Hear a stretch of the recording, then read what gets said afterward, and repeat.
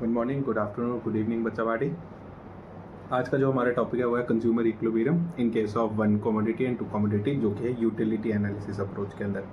ठीक है, तो पहले तो कंज्यूमर इक्विलिब्रियम क्या होता है। कंज्यूमर इक्विलिब्रियम वो सिचुएशन होता है जिसमें हमारा कंज्यूमर मैक्सिमम सेटिस्फेक्शन गेन करता है बाय कंज्यूमिंग गुड्स, यानी कि वन कमोडिटी या फिर two commodity as the case में भी, और अपनी वो पूरी इनकम स्पेंड कर रहा है। ठीक है, यानी कि maximum satisfaction given his income, और जो भी वो एक्सपेंडिचर कर रहा है उसमें सारी इनकम एग्जॉस्ट हो रही है।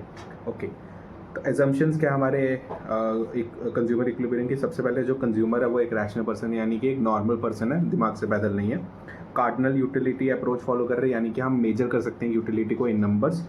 तीसरा जो है marginal utility of money same रहती है। पहली चीज़ तो मार्जिनल यूटिलिटी ऑफ मनी होता क्या है। मार्जिनल यूटिलिटी ऑफ मनी का मतलब होता है कि मनी की वर्थ कितनी है। जैसे कि सपोज आपने ₹2 स्पेंड करे और आप आपको उससे सेटिस्फेक्शन मिली सपोज 2 यूनिट्स की, तो आप उस चीज़ को कहोगे MUM जो है हमारा मार्जिनल यूटिलिटी ऑफ मनी वो 1 है। यानी कि आपने ₹2 स्पेंड करा या फिर मान लो ₹1 स्पेंड करा तो आपको 1 की सेटिस्फेक्शन मिली। ऐसा भी हो सकता है कि आपने ₹1 स्पेंड करा आपको 10 की सेटिस्फेक्शन मिल जाए। तो हमें ये मान के चल रहा है जो हमारी मार्जिनल यूटिलिटी ऑफ मनी है, मतलब मैं मनी स्पेंड कर रहा हूँ उससे जो मेरी सेटिस्फेक्शन हो रही है मनी स्पेंड करते हुए वो सेम रहेगी। ठीक है, यानी मनी की वर्थ सेम रह गया। मेरे को जब भी खर्च कर रहा हूँ मुझे उसकी वो जो वर्थ है वो सेम रह रही है। ये क्यों ज़रूरी है आगे जाके बताता हूँ। मार्जिनल यूटिलिटी ऑफ मनी का मतलब मनी की वर्थ कितनी है, यानी कि एक स्पेंड करने पे मुझे सेटिस्फेक्शन मिल रही है 1 यूटिल्स की। कंज्यूमर इक्विलिब्रियम यूटिलिटी एनालिसिस का एक कमोडिटी के केस में और 2 कमोडिटी के केस में।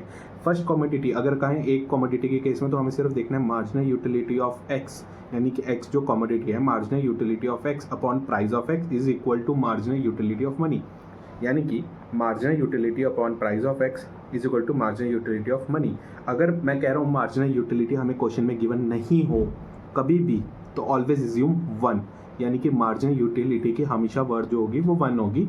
बट अगर कुछ और स्पेसिफाइड है क्वेश्चन में तो हम वो इज्यूम करेंगे। अगर 1 होगा तो हमारा फॉर्मूला बन गया price of X is equal to marginal utility of X. Simple भाषा में अगर मैं ₹6 स्पेंड कर रहा हूँ किसी कॉम्पिटिटिव पे, और अगर मार्जिनल यूटिलिटी ऑफ मनी कुछ भी नहीं दिया हुआ है, यानी कि मनी की वर्थ कितनी है 1, तो मुझे ₹6 से कितनी सेटिस्फेक्शन होनी चाहिए, ₹6 की। अगर उससे ज़्यादा होगी तो मैं उसको कॉमोडिटी को कंज्यूम करता जाऊँगा, बट अगर उससे कम होगी तो मैं स्टॉप कर दूंगा, मैं रोक दूंगा कि यार मैं ₹6 स्पेंड कर रहा हूँ मगर मुझे सेटिस्फेक्शन तो सिर्फ 4 यूटिल्स की हो रही है। अगर मैं ₹6 स्पेंड कर रहा हूँ मुझे 10 यूटिल्स की सेटिस्फेक्शन हो रही है, मैं तब तक कंज्यूम करूंगा जब तक 6 के बराबर 6 ना मिल जाए। ठीक है, यही हमारा इक्विलिब्रियम है। देखो कंज्यूमर इक्विलिब्रियम में 3 चीज़ें बताई, price of x, marginal utility of x और मार्जिनल यूटिलिटी ऑफ मनी। देखो मैं 1 यूनिट कंज्यूम कर रहा हूँ, मुझे सेटिस्फेक्शन मिल रही है 20 की, और प्राइस ऑफ एक्स कितना 4। अच्छा, एक कंसेप्ट है मार्जिनल यूटिलिटी की, पिछली वीडियो में जाकर देख लो, प्लेलिस्ट के अंदर दी है क्या, मार्जिनल यूटिलिटी का लॉ, यानी कि DMU क्या कहता है। जैसे ही आप किसी कॉमोडिटी की कंजम्पशन करते हो, as more and more units are consumed, marginal utility derive from each successive unit, यानी कि अगले यूनिट से जो मेरे को सेटिस्फेक्शन मिलेगी वो कम होती जाएगी। यानी कि अब सेकंड यूनिट पे मुझे कितनी मिलेगी 18, थर्ड यूनिट पे कितनी मिलेगी 16, 4 पे कितनी मिलेगी 8, यानी कि ये कम होती जा रही है। और मैं तब तक कंज्यूम करूंगा जब तक marginal utility price of x के बराबर ना हो जाए, या फिर अगर मार्जिनल यूटिलिटी ऑफ मनी दिया हुआ है तो marginal utility of X upon price of X is equal to 2 ना हो जाए। अब देखो 8 डिवाइडेड बाई 4 कितना होता है 2, यानी कि ये वाला जो 4 यूनिट्स का पॉइंट है ना, 4 यूनिट्स कंज्यूम करूंगा तो मैं किस पे आ जाऊंगा, सेटिस्फेक्शन पे आ जाऊंगा, यानी कंज्यूमर सेटिस्फेक्शन अटेन कर लेगा। Consumer equilibrium is achieve in case where marginal utility of X 8 हो जाता है। ठीक है, यानी कि 4 यूनिट्स ऑफ कंजम्पशन पर। अच्छा, तुम कहोगे सर ये प्रूव कैसे करेंगे हम कि हमें इसी पॉइंट पे सेटिस्फेक्शन है, हम कैसे मान लें, आपने बोल दिया तो देखो अब कैसे मानना है। जब मैं 1 यूनिट कंज्यूम करूंगा मुझे सेटिस्फेक्शन कितने की मिल रही है 20 की, और मेरा प्राइस कितना 4, यानी कि मुझे 5 की वर्थ मिल रही है, और मेरे को वर्थ कितने की चाहिए, मतलब मैं सेटिस्फेक्शन होने के लिए 2 की वर्थ चाहिए रुपये की, मगर मैं ₹1 स्पेंड कर रहा हूँ मुझे 5 की वर्थ मिल रही है। मुझे बताओ तुम्हें अगर किसी चीज़ में खर्चा करके ज़्यादा वर्थ मिल रही है तुम और स्पेंड करोगे, ताकि जितना तुम्हें मतलब जो तुम्हारा बेयर मिनिमम है कि यार इतना सेटिस्फेक्शन मिलना ही चाहिए उतने तक ना पहुंच जाओ। यानी कि मान लो मैं ₹1 स्पेंड कर रहा हूँ मुझे 2 की सेटिस्फेक्शन मिल रही है, बट अगर मैं ₹1 स्पेंड कर रहा हूँ मुझे 5 की सेटिस्फेक्शन मिल रही है, मैं तब तक कंज्यूम करूंगा जब तक 2 ना हो जाए, 2 के नीचे तो मैं कदे ना जाऊँ। बस वही चीज़ यहाँ पे कह रहा है वी कैनॉट इंक्रीज प्राइस, हम प्राइस नहीं चेंज कर सकते ऑब्वियसली, प्राइस हमारे हाथ में थोड़ी, वो तो सप्लायर के हाथ में, हम तो कंज्यूमर का पॉइंट पढ़ रहे हैं। तो क्या होगा, मार्जिनल यूटिलिटी ऑफ मनी उसने ऑलरेडी बता दिया 2 है, तो हमें क्या डिक्रीज करना पड़ेगा, मार्जिनल यूटिलिटी ऑफ एक्स। अब तुम्हारा एक्स के केस में, मार्जिनल यूटिलिटी के केस में तो हमने पढ़ा था लॉ क्या कहता है, जैसे आप किसी चीज़ की कंजप्शन करते हो वो मार्जिनल यूटिलिटी फॉल करती है। अब इस केस में मैं 20 को फॉल कराऊंगा, और कैसे कराऊंगा, जब मैं कंजम्पशन करूंगा। आगे ना देखो, अगर मैं सेकेंड यूनिट कंज्यूम करता हूँ, मेरी सेटिस्फेक्शन कितनी होगी, utility, marginal utility 18/4 is greater than 2, अभी भी 2 से बड़ा है, तो मैं और कंज्यूम करूंगा मार्जिनल यूटिलिटी। तो मैं तब तक कंज्यूम करूंगा जब तक ये सिचुएशन ना आ जाए। जब ये सिचुएशन आएगा जो कि है 4 यूनिट्स पे, तब मैं रुक जाऊंगा, यानी कि मैं सेटिस्फेक्शन अचीव कर चुका, यानी कंज्यूमर इक्विलिब्रियम पे आ गया। ठीक है, अब डायग्रामेटिकली अगर प्रेजेंट करना है तो जी डायग्राम बनाया, प्राइस ऑफ एक्स सेम रहता है, मार्जिनल यूटिलिटी डाउनवर्ड स्लोपिंग है, जहाँ पे मार्जिनल यूटिलिटी और प्राइस ऑफ एक्स इंटरसेक्ट करेगा, यहाँ पे हम मान लेंगे कि वो सेटिस्फेक्शन अचीव कर चुका है, यानी कि मैक्सिमम सेटिस्फेक्शन अचीव कर लिया। ओके, अब एक बार ना क्वेश्चन आता है कई बार कि जब मार्जिनल यूटिलिटी ऑफ एक्स 0 होता है तो क्या इसकी सेटिस्फेक्शन मैक्सिमम होती है कंज्यूमर की, एमसीक्यू आता है। ठीक है, क्या सेटिस्फेक्शन मैक्सिमम होती है, तो मैं कहूँ सेटिस्फेक्शन कभी मैक्सिमम नहीं होती। क्यों, मार्जिनल यूटिलिटी ऑफ एक्स पे, हाँ तुम्हें लगेगा टोटल यूटिलिटी सर मैक्सिमम होता है, अरे टोटल यूटिलिटी की बात थोड़ी कर रहे हैं हम, बात करें कंज्यूमर को कब सेटिस्फेक्शन होगी, जब price is equal to marginal utility of X. Assume कर रहे हैं मार्जिनल यूटिलिटी ऑफ मनी 1 है, ठीक है, यानी एम कितना है 1 है, इट इज एज्यूम्ड, जब कुछ ना दिया हो तो हमेशा 1 मानोगे। तो इस एजम्पशन के ऊपर हम मानेंगे marginal utility of X upon price of x he situation है जहाँ पे कंज्यूमर मैक्सिमम होगा। तो सर इसका ऑप्शन क्या होगा, अगर मार्जिनल यूटिलिटी एक्स 0 है तो मैं कहूँगा कंज्यूमर ऐसी सिचुएशन में पहुंच गया जहाँ पे उसको जो भी कंज्यूम करेगा ना वो बैड गुड हो जाएगा, यानी कि उसको सेटिस्फेक्शन नहीं मिल रही, उससे 0 गुड पे क्या सेटिस्फेक्शन मिल रही है, नहीं मिल रही। ठीक है, तो ऑब्जर्वेशन जो थी पहले लिखी हुई थी वही वाली ऑब्जर्वेशन है, क्या मार्जिनल यूटिलिटी डाउनवर्ड स्लोपिंग होता है, डीएमयू की वजह से प्राइस ऑफ एक्स इंडिकेट कर रहा है ये 4, और इक्विलिब्रियम कहाँ अचीव होगा, जहाँ पे price of X is equal to 4 होगा, sorry price of X is equal to marginal utility of X होगा। ये सेम एक एग्जाम्पल है, तुम स्टॉप करके सॉल्व कर लो। ठीक है, हाँ ये भी एक एग्जाम्पल है, स्टॉप करके प्ले कर लो, इसको प्ले नहीं सॉल्व कर लो, हाँ सॉल्व करना है। ठीक है, ये भी एक और क्वेश्चन है, चलो ये वाला करवा देता हूँ। क्या कह रहा है, कह रहे given that a consumer is at equilibrium, consumer already equilibrium पे है, कंज्यूम कर रहा है 4 units of a good at a price of X, price of X is equal to 4, यानी कि 4 रुपीज़ का प्राइस है और 4 यूनिट्स कंज्यूम कर रहा है at equilibrium. Marginal utility of rupee is equal to 2, यानी एम कितना दिया हुआ है 2। कह रहा है will the equilibrium units of consumption increase और decrease with the change in marginal utility of rupee to 1, यानी कि एम हमारा दिया हुआ है 2। कह रहा अगर ये 2 से फॉल करके 1 हो जाए तो हमारी क्या कंजम्पशन, यानी कि हम जो कंज्यूमर है वो सेटिस्फेक्शन अचीव करने के लिए इंक्रीज करेगा कंजम्पशन या डिक्रीज करेगा। तो चेक कर लेते हैं, मान लो हमारी 2 थी तो हमारा इक्विलिब्रियम कहाँ अचीव हो रहा था, marginal utility of X upon price of x पे। तो हमारा प्राइस ऑफ एक्स कितना है 4, तो हमारा मार्जिनल यूटिलिटी ऑफ एक्स कितना आएगा 4 इंटू 2 8 पे मेरा मार्जिनल यूटिलिटी ऑफ एक्स आ गया। बट अगर मैं कहूँ मार्जिनल यूटिलिटी ऑफ मनी 1 हो गया, ठीक है, तो मेरा ऊपर 8 आएगा, नीचे कितना आएगा प्राइस 2, तो कह सकते हो 2 डिवाइडेड बाय दिस 2 नहीं है, प्राइस 4 था तो ये 4 आ जाएगा, यानी कि ये बड़ी साइड हो जाएगी। यानी देखो मैं क्या बता रहा हूँ, हाँ तुम ऐसे एग्जांपल से समझ लो, मार्जिनल यूटिलिटी जब फॉल हो जाएगा 2 से 1 पे तो कंज्यूमर इंक्रीज करेगा कंजम्पशन। देखो मैं क्या समझा रहा हूँ, ध्यान से समझना प्लीज़, इधर फोकस कर दो, 5 मिनट फोकस करो। क्या है, marginal utility of X upon price of X is equal to M होता है, राइट। हमारा ऑलरेडी प्राइस कितना दिया हुआ 4, मार्जिनल यूटिलिटी ऑफ एक्स मेरे पास नहीं है, और एम कितना दिया हुआ हमें क्वेश्चन में 2, तो मैं कह सकता हूँ मार्जिनल यूटिलिटी ऑफ एक्स कितना है 8, राइट, बिल्कुल सही। ठीक है, अब मैं यही लगाऊंगा मार्जिनल यूटिलिटी ऑफ एक्स कितना है 8 है, प्राइस कितना है 4 है, इज इक्वल टू हमारा 2 से कितना हो गया फॉल 1, तो मैं कह सकता हूँ ये साइड बड़ी होगी, अब ग्रेटर देन का साइन यहाँ हो गया। अब मैं प्राइस तो चेंज कर नहीं सकता, मैं क्या चेंज कर सकता हूँ मार्जिनल यूटिलिटी, तो मार्जिनल यूटिलिटी मुझे बढ़ानी पड़ेगी कम करनी पड़ेगी, यानी यूटिलिटी इंक्रीज करनी पड़ेगी decrease, answer will be decrease करनी पड़ेगी। तो डिक्रीज करने के लिए क्या करूँगा, कंजम्पशन बढ़ा दूंगा। तो देखो यही आंसर है, क्या given that marginal utility of money falls consumer will increase the consumption to attain equilibrium. देखो यहाँ पे एग्जांपल भी लिया है, इस इलस्ट्रेशन को देख लो तुम्हारा आंसर हो जाएगा, स्टॉप करके देख लेना।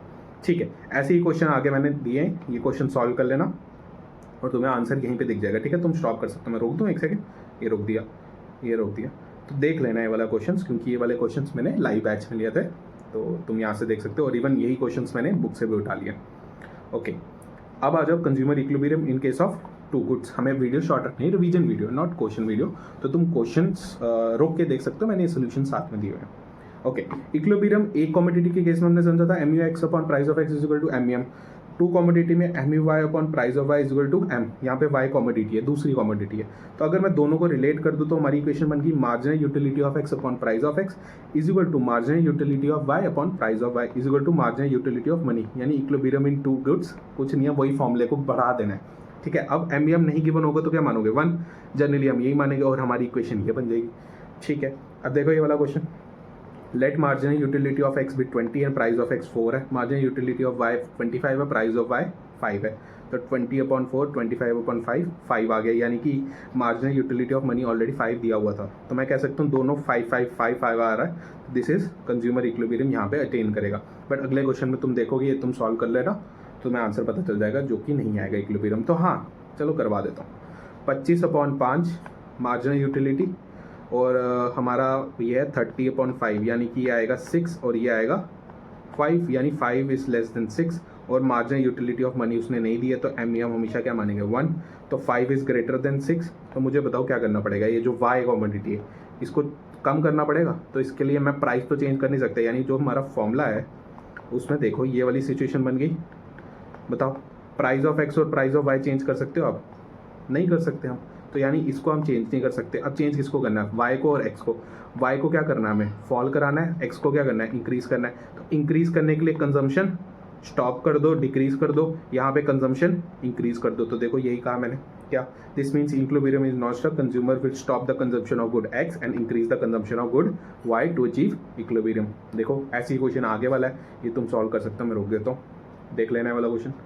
ये वाला क्वेश्चन भी देख लेना, इसका आंसर नीचे दिया हुआ है, साथ में ये उसका आंसर का पार्ट रोक रोक के देख लेना वीडियो, तुम्हें पता चल जाएगा। और हाँ, ये क्वेश्चन तुम्हारे लिए था एक्सप्लेन वाला, ये तुम लिखोगे, सॉल्व करना है, लिखना है, ठीक है।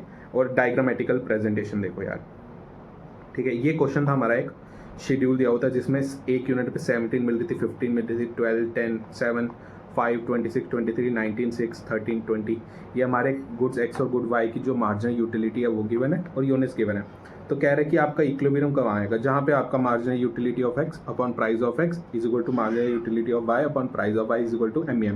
क्वेश्चन में एम नहीं गिवन है तो क्या मानोगे, 1, ठीक है। नीचे उसने बता दिया प्राइस ऑफ एक्स और प्राइस ऑफ वाई इक्वल है, तो हम कह सकते हैं सीधा सीधा फॉर्मूला बन गया, marginal utility of X upon price of X is equal to Y. क्योंकि प्राइस तो सेम है तो 1 1 मान लो, या कुछ नहीं है तो काट दो, कट जाएगा।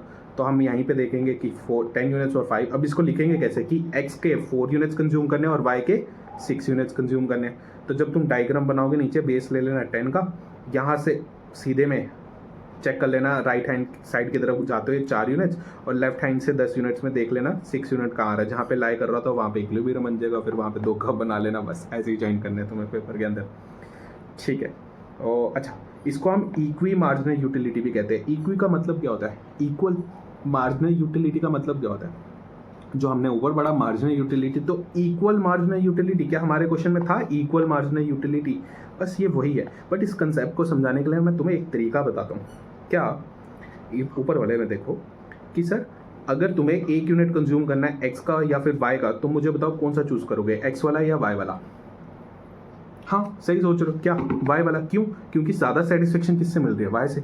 ठीक है, तुमने मान लो वाई का 1 यूनिट कंज्यूम कर लिया, मान लेते हैं इसको हमने कंज्यूम कर लिया। अब मुझे बताओ दूसरा यूनिट किसका कंज्यूम करोगे, एक्स का कि वाई का? एक्स का नहीं करेंगे, वाई का ही करेंगे। क्यों? अभी भी इसकी सेटिस्फेक्शन ज़्यादा है, 23 यूनिट्स की है। उसके बाद 3rd यूनिट कंज्यूम करना है, किसका कंज्यूम करोगे, एक्स का कि वाई का? बिल्कुल अभी भी एक्स का करेंगे, वाई का करेंगे, क्योंकि एक्स की यूटिलिटी कम है।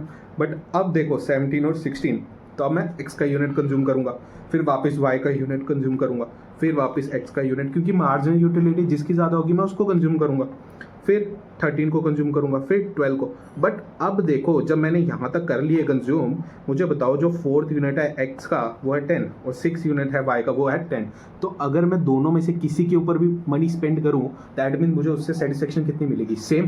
तो मैं कह सकता हूँ इन दोनों में से किसी पे भी स्पेंड कर दो। तो इसी कंसेप्ट को कहते हैं इक्वल मार्जिनल यूटिलिटी, यानी कि जो last rupee spent bye the consumer है, जो आखिरी पैसा तुम स्पेंड करोगे, that will give you equal marginal utility if spent on x or y, sorry if नहीं whether spent on x or y, यानी कि दोनों में से किसी पे भी स्पेंड करो, तुम्हारी जो मार्जिनल यूटिलिटी होगी लास्ट रुपी पे वो सेम रहेगी, बिल्कुल।